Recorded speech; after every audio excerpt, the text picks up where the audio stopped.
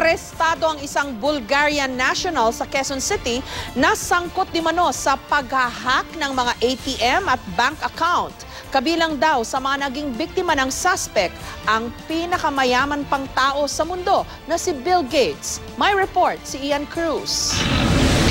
Nasa kote ng mga operatibo ng Presidential Anti-Organized Crime Commission at CIDG ang 31 anyos na Bulgarian national na si Konstantin Kavrakov habang nagwi-withdraw sa isang ATM sa Quezon Avenue, Quezon City kagabi. Nakumpiska sa kanya ang 7 hinihinalang na-clone na ATM cards, ATM transaction slips at 76,000 pesos cash. Tinangka pa raw suhulan ni Kavrakov ng $12,000 ang mga operatiba para di siya makasuhan. Ayon sa PAOK, miyembro ng Super Hacker Bulgarian Group ang suspect. Noong 2011 nga raw, nakulong sa Paraguay ang suspect dahil sa umano'y pangahak at pagnanakaw ng libo-libong dolyar sa account ng pinakamayamang tao sa mundo na si Bill Gates na nagkataon namang narito rin ngayon sa Pilipinas. Siya kasi nga, isa nga sa ano niya is yung pag-hack sa accounts ni Bill Gates daw. Access nila yung accounts Napapasok nila yung mga secured accounts.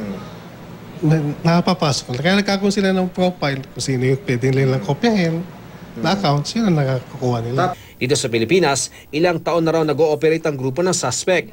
Sinampahan na ng patong-patong na reklamong paglabag sa Access Device Regulations Act ng suspect. Tinatayang 24,000 piso kada count ang magiging piyansa niya. Walang inirekomendang piyansa sa reklamong corruption of public officials.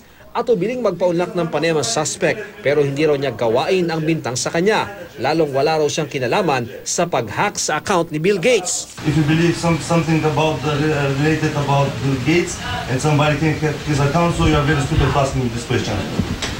Napaulat na dumating sa bansa si Bill Gates. Kabilang sa mga pinuntahan daw nito ang private resort sa Palawan at International Rice Research Institute sa Los Baños, Laguna. Pero ayon sa Bureau of Immigration, as far as private individuals are concerned, hindi po tayo in the business of divulging information of their arrival or their departure. Ian Cruz, GMA News.